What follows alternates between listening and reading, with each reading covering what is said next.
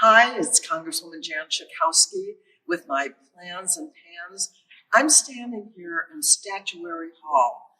Every state is allowed to have 2 statues placed somewhere in the Capitol.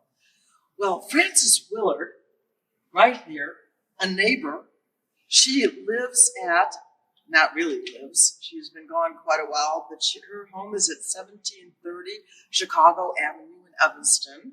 That's where I make my home, in Evanston. And Frances Willard is known as one of the suffragists and a founder of the Women's Christian Temperance Union, which was very active on women's issues, or perhaps I should say white women's issues. Well, her statue has been here for 100 years. I was at that celebration a few years ago. But next to her is really the newest inhabitant of Statuary Hall. And there she is, Rosa Parks. And I'm excited that the women are right next to each other in this great hall. They're the only women that are here. And actually, there are very few statues of women anywhere in the Capitol. But we've got our 2 women here. The activists are here. So it's Women's History Month, and I'm celebrating it today with Frances and Rosa. Perfect. I wanted to tell you what's going on. Of course, it's the coronavirus that's very heavily in the news, and we know now that there have been, as of earlier today, so there may be an update. 10 deaths in the United States and 148 cases. We know, or at least I know as of right now, the 4 cases, it happened to be 2 couples, actually, a man and a woman. No deaths. The first 2 that were found in Illinois, those folks are home and they're doing okay. And now there are two more. But I have to tell you, I had a press conference today because I've been in a kind of extended fight now with the administration and particularly with the Secretary of Health and Human Services, Secretary Alex Azar, who you may know or may not, was the CEO of the pharmaceutical company Eli Lilly. He was the CEO at a time when insulin prices just skyrocketed, and there were deaths of people, and there still are some, I've been told, of people who can't afford their insulin. Shame on him and shame on us as a country that people actually die and are dying because they can't afford their medication, not just insulin, but other drugs that are now so expensive. But what I wanted to have affirmed is that with this coronavirus, that pharmaceuticals, that vaccines that we hope will be available, and treatments, and even the testing kits should be affordable to everyone. And frankly, not just in the United States of America, but around the world. I do not want to see Big Pharma step in and say, well, we're not going to produce these drugs. And by the way, we have now spent $1 billion as taxpayers, you and me and everyone, have spent that money for the research and development. And I don't want to hear the pharmaceutical companies say, well, we're not going to turn it into a vaccine or a treatment, or other companies that make these testing kits to make a profit.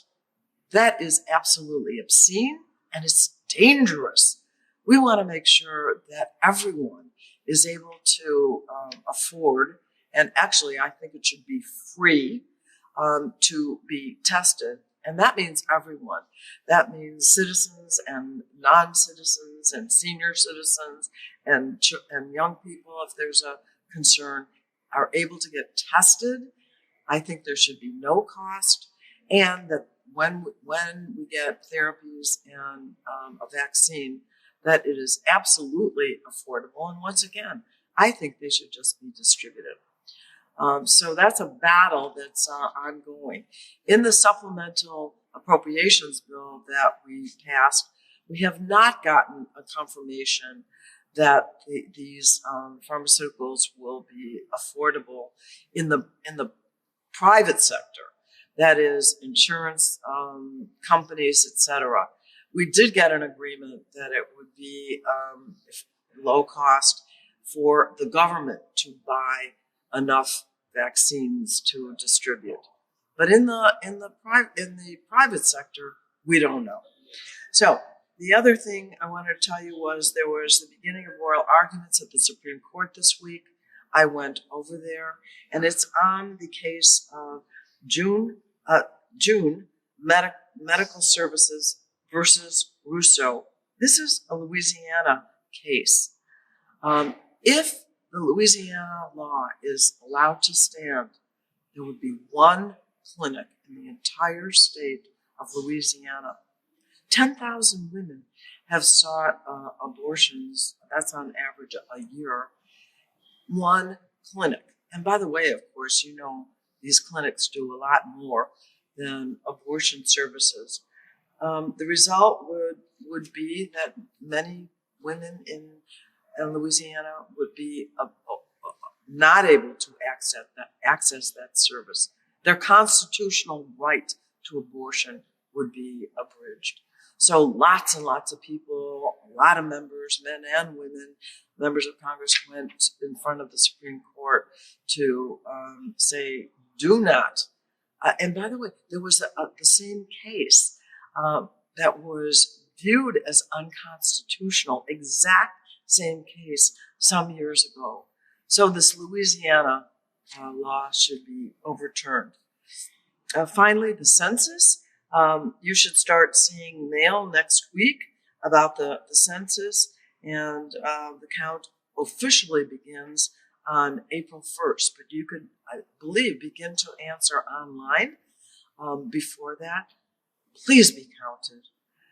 All of the distribution of the federal dollars is dependent on how many people are in the state, as is the district map that gets drawn for all the members of Congress. So it's very important to be counted. Again, it's citizens, non-citizens, old people, newborn babies, students, if they're at a university, can be counted should be counted where they're at.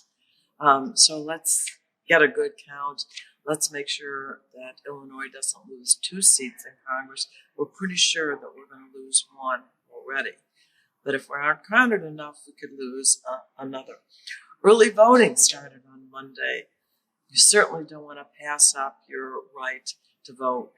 The vote this time may be more important than ever, certainly in my lifetime. And we want to participate not only in the primary for President of the United States, Congress, and local offices, judges. Do your homework, and please go out to vote. You can early vote now.